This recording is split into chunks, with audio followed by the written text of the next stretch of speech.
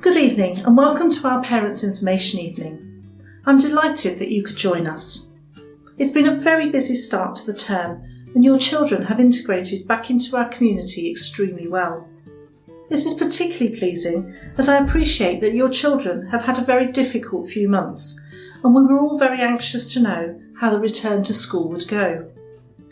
I've been very grateful to parents who have taken the time to mention to me that they've been very reassured by all of the measures that have been put in place to keep our entire community as safe as possible. Everyone is working very hard to keep each other safe. Over the last couple of weeks, I've been on a perpetual duty at the front of school, welcoming children in the social zones at breaks and lunchtimes, and on bus duty at the end of the day. This has given me plenty of opportunity to welcome back your children more individually.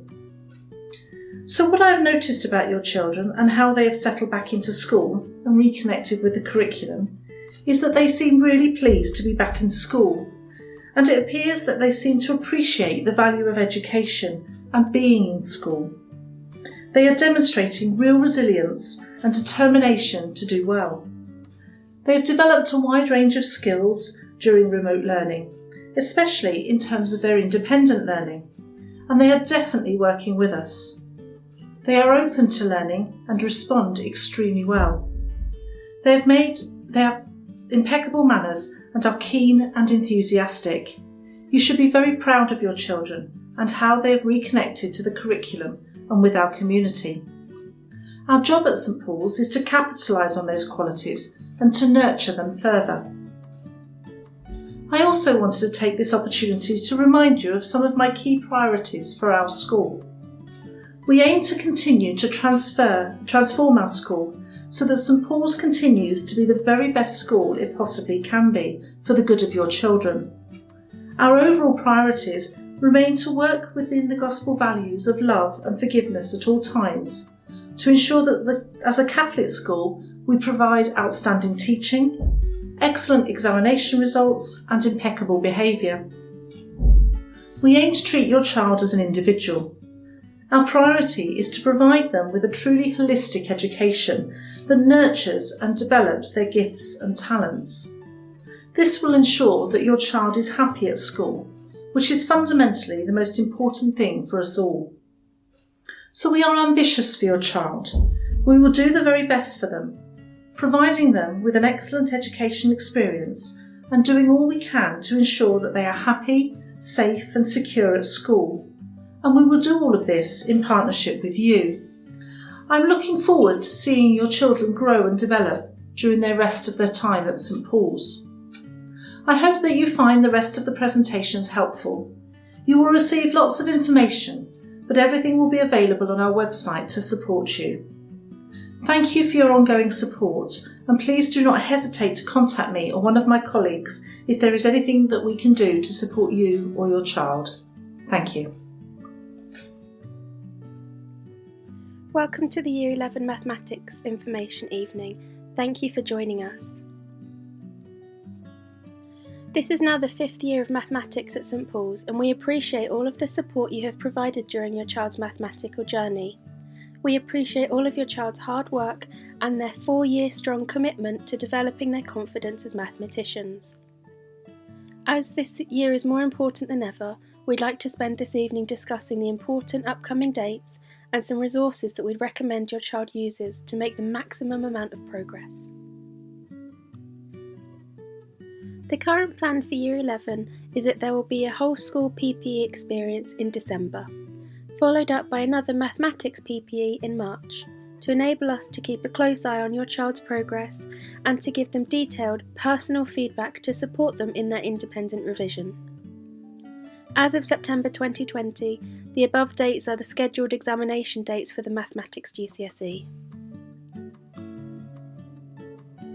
In all mathematics classes, pupils will receive neon green stickers in their exercise book, praising them for their efforts and highlighting their recent successes as mathematicians.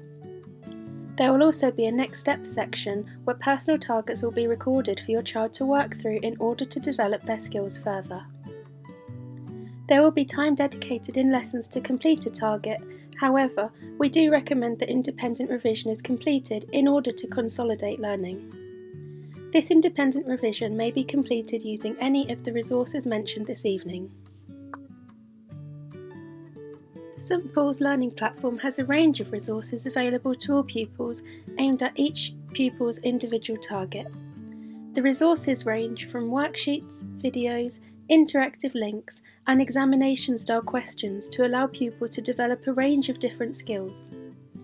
New resources will be added to the courses pages regularly, so please do encourage your child to check back frequently. All pupils at St Paul's have free access to online textbooks from Collins Connect. All your child needs to do is enter their date of birth and name to log into the website. There is the option for a foundation and higher online textbook, both of which offer examples, hints, and questions which can be completed in their exercise book. On Maths is a fantastic free website that offers pupils the chance to test their skills in a live format with instant feedback, grading pupils as they complete questions. There is the opportunity to test individual topics or to practice exam-style questions which jump from topic to topic. Your child may complete these at their own pace and may even make use of their predicted papers. Remember, we use the AQA examination board. Corbett Maths is another free website which offers a wide range of resources that can be printed or used on screen. There are great 5-a-day worksheets which test a range of topics daily, supporting pupils by separating the topics into groups by grade. There are numeracy worksheets broadly designed for students aiming for grades 1 to 3, Foundation worksheets aimed for grades 3 and 4, Foundation Plus worksheets designed for grades 4 to 6, Higher worksheets designed for grades 6 and 7, and Higher Plus which are aimed at pupils working towards grades 8 and 9.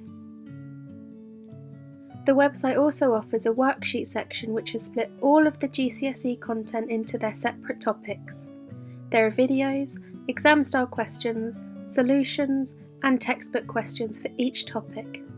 This would be particularly useful when completing work on independent targets. There are also practice papers which are great for developing confidence with examination-style questions, and full workings are provided throughout the website.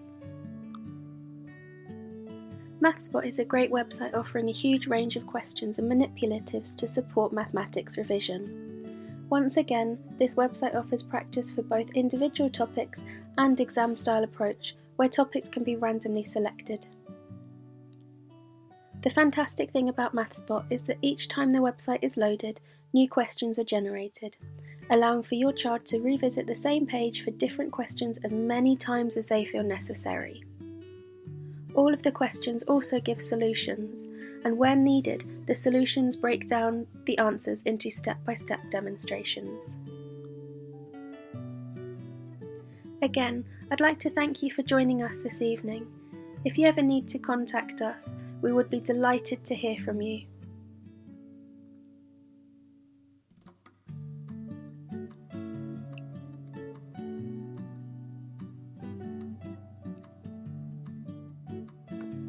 Good evening, everybody. My name is Kirsten Best, and I've been associated with Post 16 at St Paul's for many, many years now.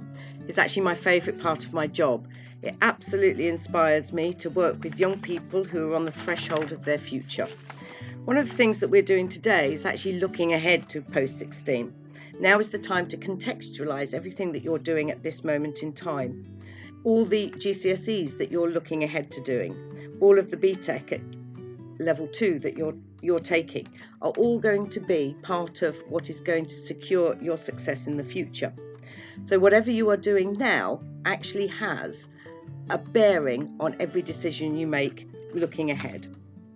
It will come quickly. I know when you're 15, 16, a few months, 6 months seems like a long way away, but actually you're going to be making decisions about your next steps in the next couple of months. You're going to get the prospectus for the Post 16 courses that we run here at St Paul's within the next few weeks. So you really do need to start thinking about how you are going to open the doors on your future. The success that you enjoy now at GCSE, building up to your mock examinations, your PPEs that you will be taking in December, but also starting your revision. Maybe many of you actually, or many of our students will already have started a course of revision, looking ahead to what's going to happen. One of the reasons why our sixth form is so popular is, as you can see on the screen there, we really are a very, very, very successful sixth form, and we're also very, very popular. We may be, I think, probably the largest in Milton Keynes now. We have over 400 students studying with us. In fact, I think it's about 480 at the moment, so we're nearly on the 500 mark. A lot of sixth formers enjoying success as they think about what they are going to do in the future. Our current Year 13s, for example, are making their university applications. Our current Year 12 have really settled brilliantly into their post-16 study. The maturity and professionalism of our sixth formers gives me great pride. It was so funny when they were all arriving, coming back from their lockdown and their summer holidays, our Year 13 students, just at the same time as our Year 7 students were arriving. And so many of our Year 7 students were approaching our Year 13 students and saying, "Excuse me, miss, excuse me, sir, can you show me which way to go?" They actually thought they were teachers. And I think that's testament to the sort of experiences that you can have at St Paul's. It really does just offer you academic qualifications, vocational qualifications, and also a whole wealth of skills that are going to give you currency for the things that you're going to decide to do in the future. Because we are so large, we can offer a great deal. As you can see there, the 40 plus in the middle of the screen is talking about the 40 plus academic level 3 qualifications and the vocational qualifications that we offer here at St Paul's. We also offer the Extended Project Qualification, the EPQ. We also offer Core Maths. So we've been thinking about the types of qualifications that will ensure that you can open up the gateways to your future. When you're thinking about what to do next, you need to think about what you enjoy. You need to think about what you would like to focus upon when you get into the post-16 provision. You need to think about what your aspirations are. Where do you see yourself in 5 years' time, 10 years' time? What do you see yourself studying at university? The vast majority of our students do go on to university. It's something like 85% of our sixth form students go on to university. However, you might also be interested in a high-level apprenticeship. We're not talking about a level 2 apprenticeship here. We're talking about apprenticeships that level 3 qualifications in the sixth form will get you onto. Things like working for, Deloitte, working for Santander, where actually it's so competitive, you need the sorts of A-level results that you're going to need to get you into a top university. How do you decide on what your aspirations are? Well, you need to think, because actually, students, this is your decision. But there are lots and lots of people who are here to help you. You need to talk to your teachers, find out from your teachers what their subject offers in the sixth form. And here's a radical suggestion. Talk to your parents. Your parents probably know you better than you think they are. They do. And also they've been 16. You might also have friends or relatives who have made the sorts of choices that you are contemplating now. So just to reiterate, everything that you are doing at this moment in time is going to enable you to make choices in the next few months. Every success you enjoy at GCSE is a key. It's a key to unlock the door to the next steps. Just to elaborate on that, one of the things that you need to remember is that different pathways are offered in our sixth form. As you can see there are several pathways, and it depends on how well you do now at GCSE and with your BTEC level 2 qualifications. It depends on how well you do now as to which pathway will be open to you. So if you want to do A-levels, just a straight academic pathway, then you need to make sure you've got 34 points and above. Now, how are these points accrued? Well, we work on something called a totalizer. This is not something you use when you go gambling or horse racing. This is actually something that totalizes up your best 8 GCSEs. Now, most of you will be taking 11 Key Stage 4 qualifications, vocational and academic GCSE qualifications. You'll be taking 11 of those. So we focus upon your best 8, and your best 8 added up together will enable you to see which pathway is open to you. Basically, the numbers, the grades that you get at GCSE 1, 2, 3, 4, 5, 6, 7, 8, 9 equate to a number of points. With the BTEC Level 2 qualifications, a distinction star again equates to 8 or 9 points. So they're really worth getting, these qualifications, because then you add them up and you can see whether or not you're going to be on an A-level pathway, perhaps a blended pathway where you're going to combine vocational and A-level qualifications. Or are you going to be just a vocational student? Many people decide on vocational pathways because actually they want that sort of applied element to the courses that they're going to study. i.e. it's more focused on how you would apply your study in a workplace, for example. And those of you who aren't quite ready for Level 3 at the end of Key Stage 4, don't worry, because we have a bridging programme which enables you to bridge the gap between Key Stage 4 and Key Stage 5. Many of our bridging programme students actually go on to study at Level 3 and then go on to university. So one of the things that I want to reiterate to you is that we are an inclusive sixth form. There will be a place for all of you, but your pathway through the next couple of years, once you finish GCSE and your Level 2 BTECs, once you finish that, then your pathway will be decided on how well you do now. So everything that you are doing now is going to enable you to build that key, the key that's going to open the door, the key that's going to enable you to decide on the successes for you in the future. As I say, we love working with our sixth form. It's one of the very best elements of our school, and we have heard fantastic things about our current Year 11, and we'll be looking forward to working with you in the future. Thank you very much for listening. Good evening, my name's Matthew Jones. I'm Head of Careers at St Paul's Catholic School. I'd just like to take a moment to talk to you about one element of our provision, which is Unifrog. Unifrog is a website that provides careers advice for all ages. We use it extensively within the school, particularly for helping students at post-16. As such, Unifrog provides information about a range of different careers and routes into them. It provides information about the qualifications that you need and what alternative qualifications may also be acceptable. It gives information about university courses, and it helps you actually plan the qualifications that you need for particular courses. If university is not for you, it also gives information about apprenticeships and routes into one. Unfortunately, with COVID last year, we were unable to register everybody in school as we would normally do. So we'd need to ask Year 11 students to register independently. To do that, if you go to www.unifrog.org/sign-in, you will find a section called Being Given a Form Code, sign in for the first time. If you click on that, the process is relatively straightforward. The key information will be your form code.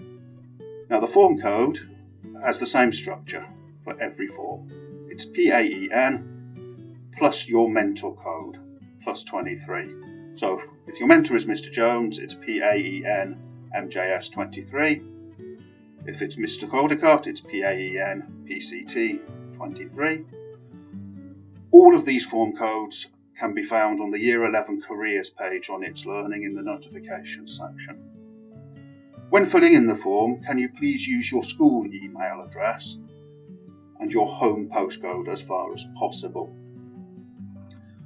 Once you are registered, you'll be able to use Unifrog to research a variety of future pathways. The one thing I would ask people to do is if they could record their initial post-16 intention in the making application section at this stage. This is not your final intention. It can and possibly will change. This is simply to allow us to track progress and to see what support we can give. Thank you very much for your time. If there are any questions, please contact myself at the school. Good evening. My name is Anne Hoskins and I am the Deputy Designated Safeguarding Officer at St Paul's. This evening I will be focusing on 3 areas of concern which we feel the children of Year 11 need to be aware. As our children become older, we generally give them more freedom. As we know, freedom brings responsibility. This freedom can also make them more vulnerable, and it is important that both they and we are aware that there are people in the world who wish to exploit our children in both a criminal and sexual way. They can be tricked into believing they are valued by their perpetrators and coerced into performing sexual and criminal acts. This is called grooming. They may trust their abuser and not understand that they are being abused. Sometimes abusers use violence and intimidation to frighten or force a child or young person, making them feel as if they've no choice. They may lend them large sums of money they know can't be repaid, or use financial abuse to control them. Anybody can be a perpetrator, no matter their age, gender, or race. Children and young people who are exploited may also be used to find or coerce others into joining groups. They may be encouraged to send or post sexually explicit images of themselves. They may try to exert power and control. The children being exploited may display unusual behaviour, secretiveness, or received unexplained gifts. In school, we will be raising children's awareness to grooming and also encouraging them to ensure that they tell you where they're going and that they are fully aware of when you expect them home. We continue to remind our students about their online reputation and digital footprint. They are of an age now where they are beginning to get jobs and think seriously about their future. Employers and universities will look at our online reputations to ensure that they are taking on the people they wish to in their place of work or university or college. We will also be reinforcing with students that they should never give out passwords and PIN numbers to anyone. No bank will ask for this information over the phone or online. If in doubt, they should always hang up the phone or remove themselves from the online chat. And they should ring the number on the back of their card and report this incident. Criminals are more and more commonly trying to access children's accounts to store their money, which in turn can lead to further criminal exploitation. Finally, we just wanted to raise your awareness of gangs trying to recruit young people into their gangs. This, together with county lines, has become more common, particularly through social media during the COVID pandemic. Although there have been a significant number of county lines being broken and arrests being made in Milton Keynes. Organised criminal gangs often groom children and young people because they're less suspicious and they receive a lighter sentence than the adults who are grooming them. It's important to be aware of the risks of criminal exploitation or being involved in a criminal gang. They can use different tactics to recruit or exploit children and young people, including bribing them with rewards, befriending them, or threatening them, or coercing them. A child or young person may be recruited into a gang because of where they live or because of who their family is. They might join because they don't see another option, or because they feel they need protection. Children and young people may become involved in gangs for many reasons, including peer pressure and wanting to fit in with their friends. They feel respected and important. They want to feel protected from other gangs. They want to make money and are promised rewards. They want to gain status and feel powerful.